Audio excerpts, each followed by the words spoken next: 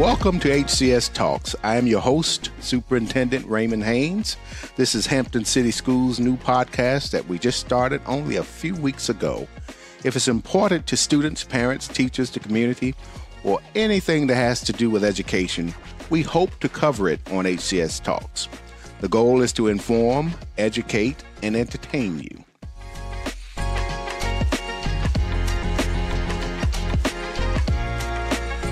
Today, we get a chance to talk to our Hampton City Manager, Mary Bunting. City Manager Bunting wears a lot of hats, and we are fortunate that one of those hats is the co-chair of the Division Steering Committee of the Academies of Hampton.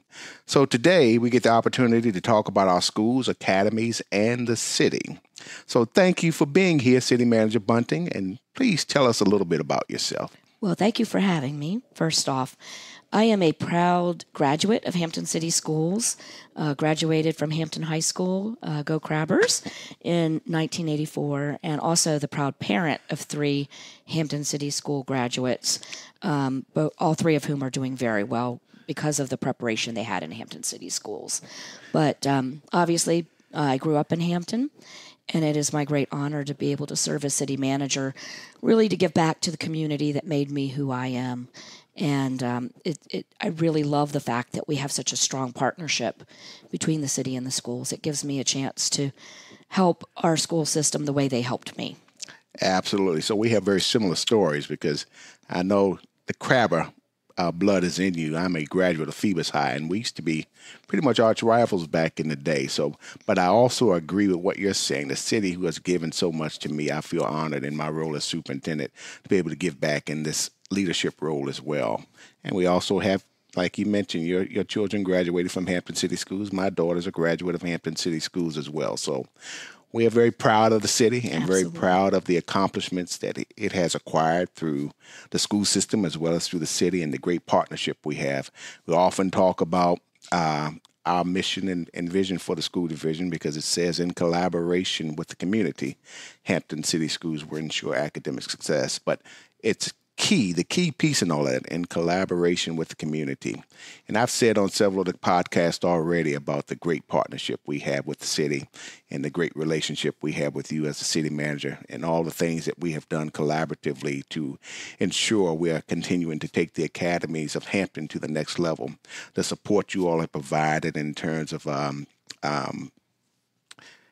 financial or monetary gains in terms of enhancing the learning spaces with Hampton City Schools as well is pretty much second to none, and working in collaboration with the steering committee and ensuring that we're providing opportunities from the academy level to ensure young people are getting opportunities to experience things that probably jobs that have not yet been created. So that's a very powerful thing, and I know that we would not be where we are without the support of you and the city council as well. So can you talk a little bit about your role and responsibility as city manager? Sure. A lot of people don't really know what the role of a city manager is, so I appreciate the question. And I often liken it to a board of directors in a company.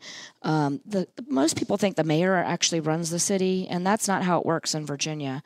With every city in Virginia other than Richmond, the cities have what's called council manager forms of government or board of supervisors, county administrator governments. And that model of governance really emerged here in Virginia as a response to some of the corruption that we learned about in history, like Tammany Hall and other things.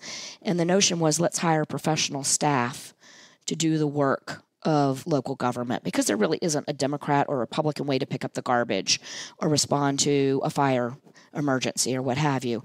And so the notion is that you're going to run the local government almost like a corporate entity, and the council, including the mayor, are the board of directors, and they hire a chief executive officer, which is the city manager. And so the city manager works at the pleasure of the council. Their job is to execute the vision that the council members articulate through their work with the community. Of course, the council adopts the budget and makes all the big policy decisions for the community. And the city manager's job is to marshal the staff to make those things happen. Really not unlike a superintendent's relationship with a school board. Right. Absolutely. So an interesting point that you brought up was the fact that the mayor does not run the city. It is run by the city manager. But Talk a little bit about your relationship and how you do work in collaboration with the mayor. Oh, we work very closely together, and I don't want to diminish his role in any way, shape, or form. He and all the mayors, that have served, really spend most of their day trying to make the city better. Right. And they do that in a variety of ways. Involving, and I'll just use an example with Mayor Tuck that's education related, because we're on an education podcast. Mayor Tuck very much believes in getting the community to support our schools, our young men and women.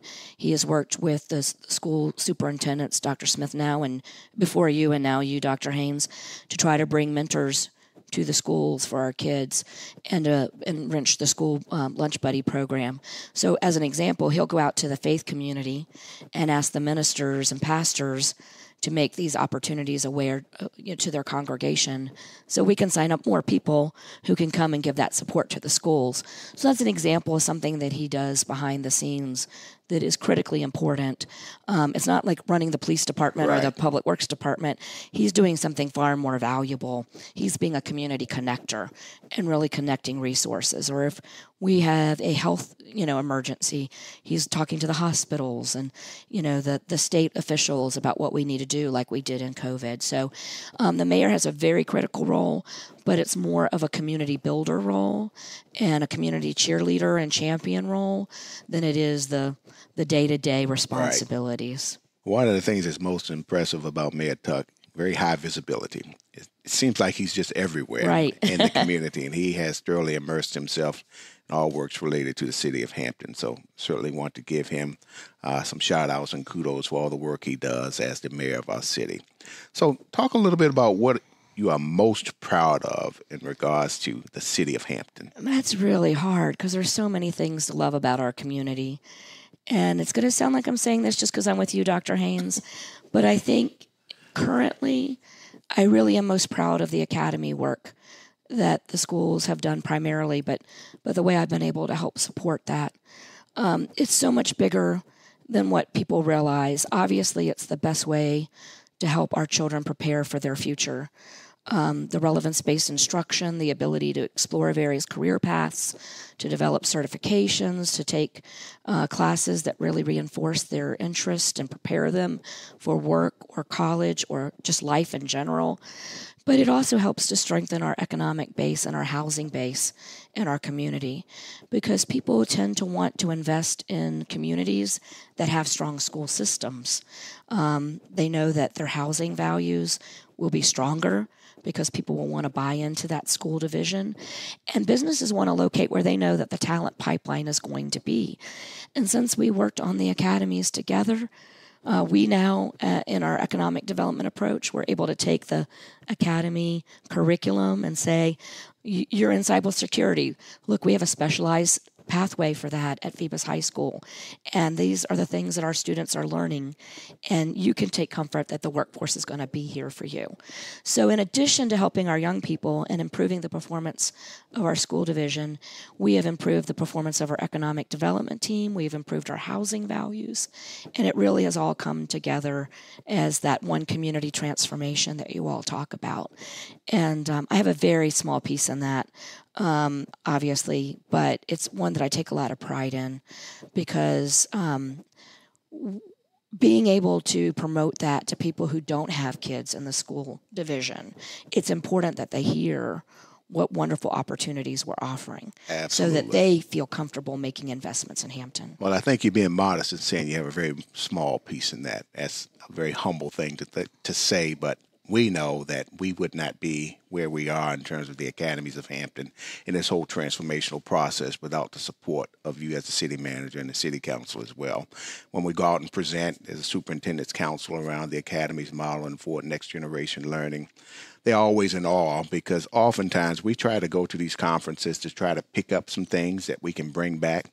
But each time Hampton goes and presents, it's all about Hampton, and we become the focal point for the work that we're doing, and due in large part to the strong partnership and collaboration we have with the city manager, you as well as the city council, because school divisions or states that have difficulties with the challenges as it relates to the academies, they don't have that strong partnership or collaboration. And I can't say enough about the support that you provided to Hampton City Schools and where we are, even if we're looking at things in terms of resources and support, externships. We would not be where we are were it not for that collaboration and partnership that we share with you. Well, thank you very much. You know, one of the things I really do love about Hampton, and you touched on it, is the collaborative nature of our community.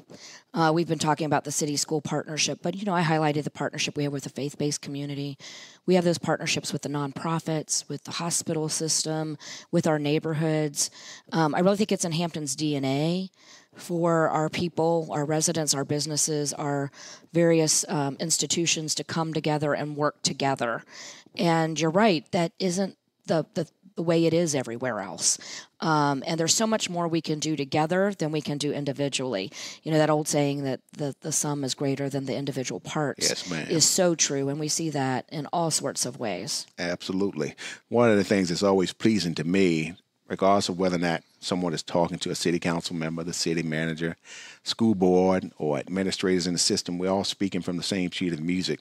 Heard Vice Mayor Gray one day talk about the academies and talked about specifics in terms of a particular academy and a pathway, and he talked about it with great depth and detail, and it was pleasing to hear that everyone recognizes what the academy is all about, as well as the impact that it has made on young people, just most importantly, as well as the city, too. So can't say enough about this collaboration on a regular basis with you all. And likewise, your school board members are able to go to places and talk about the great things that are happening in the city that are outside of the school system. Yes, ma'am. And that's one of the things, like I said, I'm most proud of, that we don't have these territorial divisions that some places have.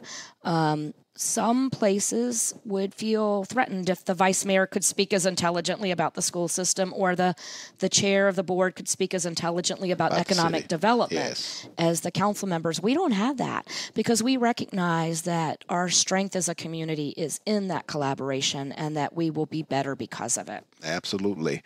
When we have that community priorities workshop, it's always a beautiful thing to bring in, like you mentioned, faith-based, the military, and other businesses and partnerships as well. I know Greg Garrett has been instrumental in a lot of work that we're doing around the academies model, but it just speaks to that whole one community, one transformation piece. And we talk about excellence with intentionality. We are intentional about the work that we're doing.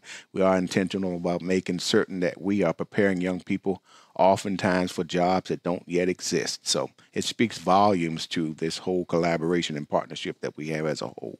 You sort of talked about this already, City Manager Bunting, but tell us why you felt it was important to co-chair the steering committee for the Academies of Hampton. Yeah, well, one, obviously I want to give back to the school division that made me who I am, as I said earlier, but I understood the vision. I was fortunate enough to be invited to go visit the Academies of Nashville with a school team that was looking at, should we do this here or not? And I immediately saw the power, not only, again, for the students, which I cared deeply about, but also for the community. One of the things that they said in Nashville, and we certainly expect to see this here as well, is that as the students, as they went year after year with the implementation in Nashville, the level of young people and young adults involved in criminal behavior went down.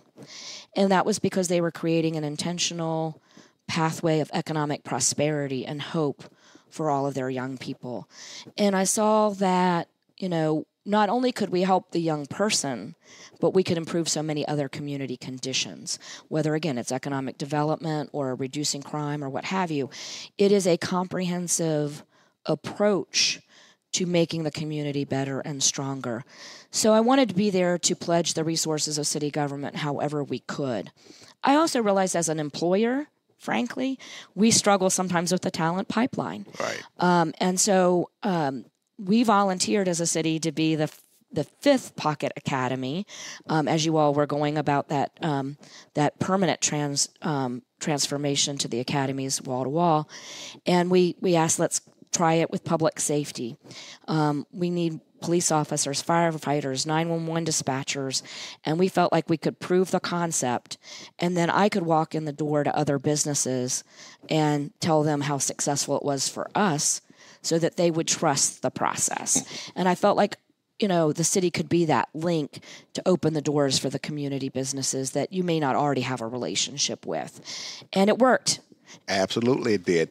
And it was remarkable that you were able to speak to that so eloquently, because I was just about to mention the Academy of Law and Public Safety and the partnership and collaboration that we have with you all, and talk about the benefits of that. You talked about the 911 dispatchers, and talk a little bit about how we have benefited from that with that academy being at Bethel High School, and how it has positively impacted, I guess, the workforce for the city as well. Absolutely. Well, 911 call takers is, not something that everybody thinks about. And I know we have a TV show Right. that's been out there, but it's not necessarily a career pathway that people think about. And so being able to expose young people to that pathway, more young people have decided, hey, I'd like to do that. What's been really incredible is we were able to get the technology into the school that they use. And I haven't kept up with the numbers recently because COVID sort of interrupted it a little bit. But we are getting young people their international certificate of, being a certified telecommunicator while they're in high school, which means that if they want to proceed with that pathway, we can hire them as soon as they graduate if they're not one who wants to go to college. And that's a very well-paying job with well-paying benefits. And we have hired some, right? And we have hired some, which helped us as an employer and obviously helped the young people as well. Firefighters, police officers. Now, you have to be 21 to be a police officer, so it takes a little bit of time, but we've sparked the interest of young people to maybe be a police officer or a forensics technician. For those who aren't aware, we bring in the technology to the classroom. They get to use the same driving simulator that we train our police officers on. They get to do some of the chemistry that a forensics technician would do. And those things just make the career more real to the student. It makes it more likely that they will come to us, and it makes them more prepared for what they want to do. Or maybe they decide they really don't want to do that, and that's a good thing too. One of the things I heard from parents when we were first going to the wall-to-wall is, isn't it a little too early to make our kids pick? And I'm like, no. I had a kid who I could explain this to. My son really thought he wanted to be an architect. So he went to the Architecture Academy, and his thought process was sound. He's like, I like art, I like science, this is a way to blend the two. But then he decided when he did that, that really wasn't what he wanted to do. And that was a great experience to get in high school. So he didn't figure it out in college, and I had to pay for a 5th or 6th year of college. So whether they proceed with the pathway they pick in high school or they don't doesn't really matter, because they're getting that relevance-based instruction. But it does help them figure out before they make a major investment in time or money, spending time, whether it's at college or a trade school or going to the military, whatever. I don't really want to do this. That's a gift we're giving our kids, but it's a gift we're giving our businesses as well. Again, just speaking from the same sheet of music, that's sort of what I convey to parents as well. You're looking at this from the perspective of young people getting into an academy or pathway to see if this is something they really are interested in. And sometimes it's not. So why not figure that out in high school versus your first, second, or third year in college, and you're saying this is not what I want to do. And then all of a sudden parents have to pay for an additional 2 or 3 years because you've changed your mind. Exactly. But the same example with my daughter. She started out in the engineering academy, architecture and engineering academy at Kickingham, and she saw some aspects of it that she did like, some aspects that she didn't like. She's still majoring in engineering, but in a different field, modeling and simulation. But she stuck with that engineering track, and she's going into her 3rd year. But a lot of what she experienced and was able to have hands-on experience with at Kickingham, she has taken that at the college level as well. So it has proved to be advantageous and beneficial for her as well. So without a doubt. One other thing I'd be really remiss if I didn't talk about, if you don't mind me saying, is I am so proud of the work you all are doing around dual enrollment. And I know a lot of people think about dual enrollment for the advanced kids, and that's great because they can get college credits and, eliminate a year or two of college. But what I'm most proud about is that we make it accessible to every student. And there's so many young people who don't think they're college material, maybe because they're a first-generation college student, or maybe, they just don't have self-confidence. But being able to take that first introductory class, whether it's English or history or math, and see that you can do that work in the safety of your home school with teachers that care about you, that shows you can be that college student. Absolutely. And that's what I'm most proud about. Yes, I had kids who did that and helped their education, but I'm more proud of the kids who take that first step and learn in the safety of their home school that they are college material and that they can do that. That is a gift we're offering our students that is, you can't put a price tag on, frankly, because it helps them to believe in themselves and it helps them to better their future. So when we say for all, we really do mean all. And we look at equity from that perspective as well and instilling that sense of hope. Just from the perspective of the dual enrollment classes that you mentioned, we also have started going into our third year now where we're allowing rising sophomores to take a college course at Virginia Peninsula Community College. Great business partnership with VPCC, and I can't say enough about Dr. Porter Brandon, and we specifically look for that young person who does not think that they can do it. Right. But providing that wraparound support and getting them on the college campus in the summer and taking that course. And it's such a remarkable thing to see when they complete the coursework and we have that ceremony for them in the end. And the stories that they tell, I didn't think I could do this. Right. Now I know I actually can be a college student because I took this rigorous course in the summer and I was able to successfully complete it. So just instilling that sense of hope and providing fair and equitable practices across the division, I think it speaks volumes to the work the division does in collaboration with the numerous business partners we have, as well as with the city too. Yeah, absolutely. Yes, ma'am. So a couple of other questions. Why should families choose Hampton and why should businesses choose Hampton? Well, I'll start with the families. Obviously, they can get a great education in our school system. We're also a community that really cares about each other.